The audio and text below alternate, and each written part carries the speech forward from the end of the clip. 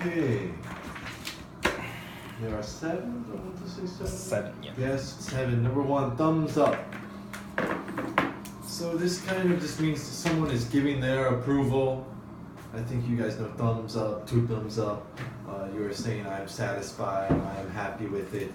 Your professor can give you a thumbs up on your paper, or in some business setting. The boss can give, if you have a potential project that you propose, he gives it a thumbs up. It means he gives it the go ahead. He tells you, okay, try it. In our reading today, yeah, they were talking about experts giving it the thumbs up. So it's a little different than, like, actually sometimes when you read stuff in a magazine or online or something, they will give it a thumbs up or a thumbs down. You know, you see that a lot of times, giving yes or no. So I actually, when you watch a video, the lady that's talking, where is she from? Time Magazine? No. Time Magazine? Yeah, so I actually wasn't even sure whether she just means that actually they're saying corn is good, or whether they're actually doing some rating system. And then when you watch the video, you saw 2 thumbs up, and then you saw 3, and then you saw 4. So I wasn't even 100% sure if they were doing some type of rating system and comparing it to other foods, or what exactly was going on. But thumbs up means good, okay, I like it. So can we use it as verb as well? No. No, you would have to give, always to give something the thumbs up. I gave it the thumbs up, I give it a thumbs up, I give it, give that, give blah blah blah. The thumbs up, or 2 thumbs up, whatever.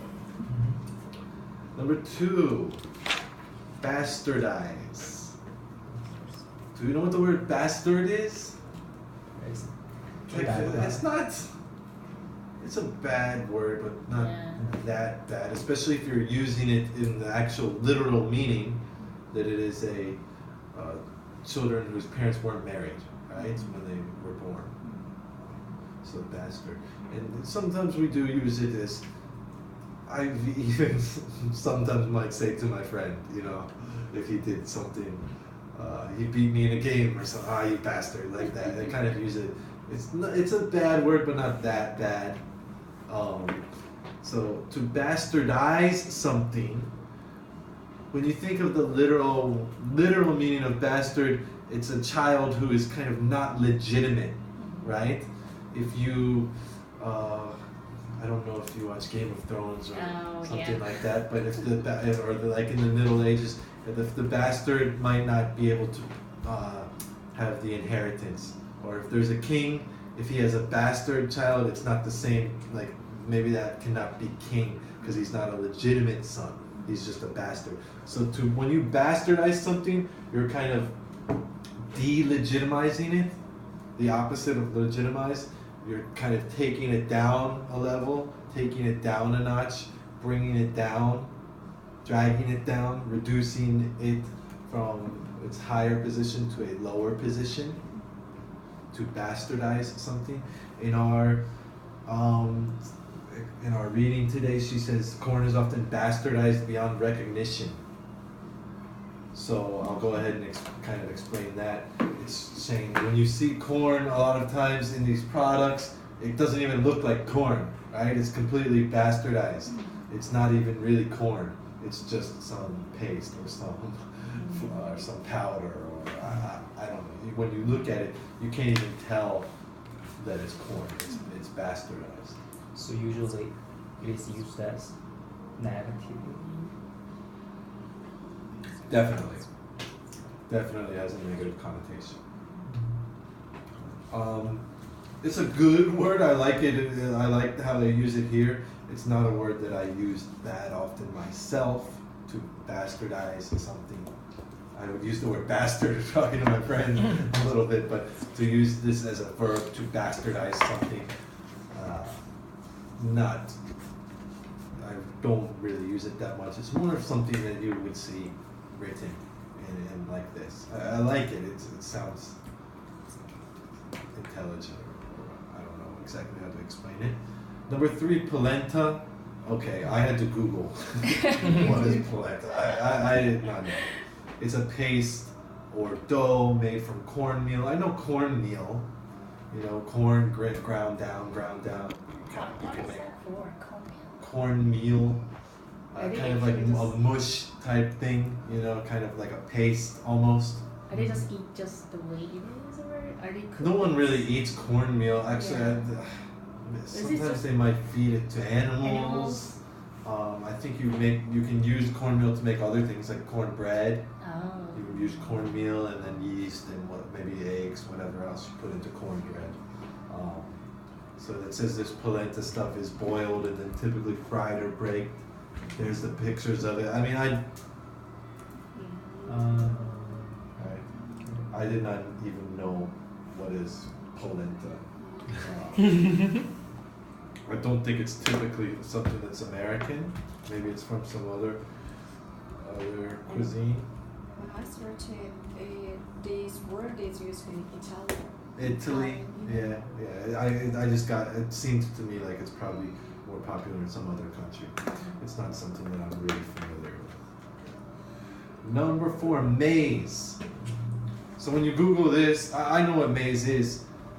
It's the Spanish word. Spanish, actually, M-A-I-Z. I think when they say it in Spanish, it wouldn't have an E. It means corn. Maize is corn. When I hear, when I see this word maize, I think of Spanish, because the word Spanish for corn is maize. Also, I think of like kind of wild Indian, Native American. When I say Indian, sorry, I mean Native American. Kind of Native American type corn, kind of more wild or natural type corn. When you type it into Google, it says technically or chiefly British term for corn. You would have to ask Brummy if maybe they use this word more in Britain, but the word maize itself comes from the Spanish. It has Spanish roots. The word has Spanish roots because, I double checked. You know, corn is maize. I said, I'm pretty sure. Yeah. I remember learning that when I was a kid, but I wanted to double check. Corn means maize. So it's just another word for corn, really. Number 5, to be hooked on something. This is a good one. I like this. To be hooked on something means you are almost addicted to it. You're crazy about something. You're really enthusiastic about something. You can be hooked on some television show. Quite common to use it. I'm really hooked on this show. Hooked on some music. Hooked on food. Hooked on food. There's a really famous program for kids learning to read called Hooked on Phonics, for the kindergarten, elementary school children who are having trouble learning. I don't know if they're only for people who are having trouble, but for any kid who's trying to learn reading, Hooked on Phonics, because it's trying to get them hooked on it, get them excited about it. She uses it. I've been hooked on the wonderful corn flavor, right? I love it. I'm addicted to it. I can't get enough of it. That's something that I would use often. A treat is something nice, something out of the ordinary, a little bit special, and it involves like some pleasure. So a treat can be many things. A lot of times, it is talking about food, as such is in here. They use it to food, right? I'm trying to see where they used it in our reading. Tortilla chips for a treat, So tortilla chips for a treat. A lot of times it's used for ice cream or some candy or something like that.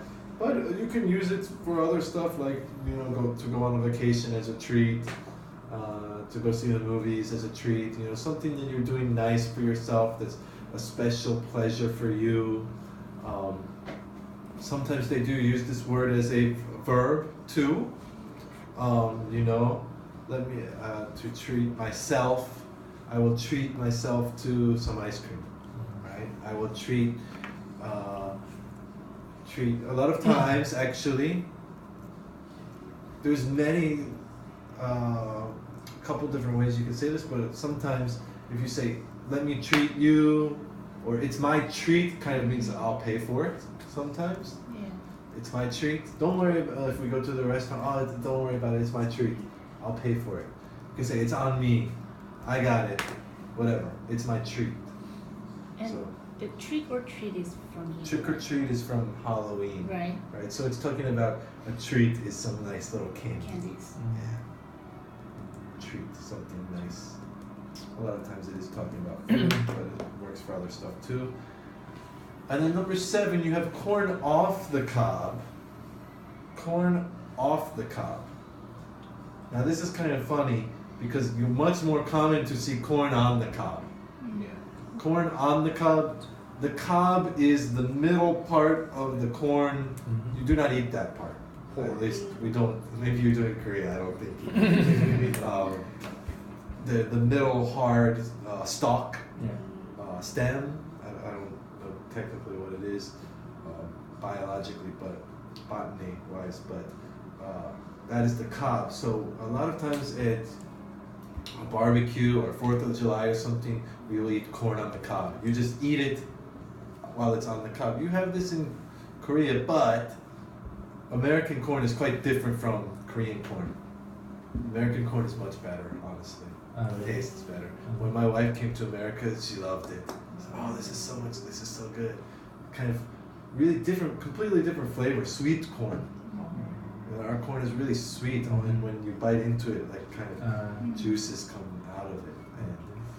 And even in America, they have white corn, yellow sweet corn. I think is the most typical one that people would use to eat corn on the cob. Sometimes you put some butter or salt on it. The one in Korea doesn't really have that much flavor to me. Mhm. To me, You should taste charot. I probably should. Probably should.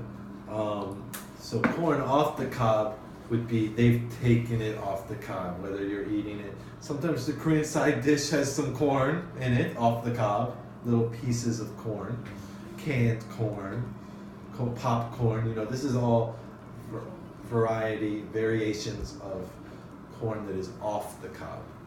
It's much more common to see corn on the cob written. Mhm. This uses corn off the cob because this is a very corn specific piece, so it's specifying that it's corn off the cob versus corn on the cob. If you say corn, Yeah, just that corn. refers to corn on the cob or corn. Well, it would depend.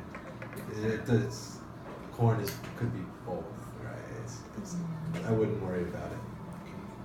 Corn is corn. It could be on the cob, it could be off the cob, but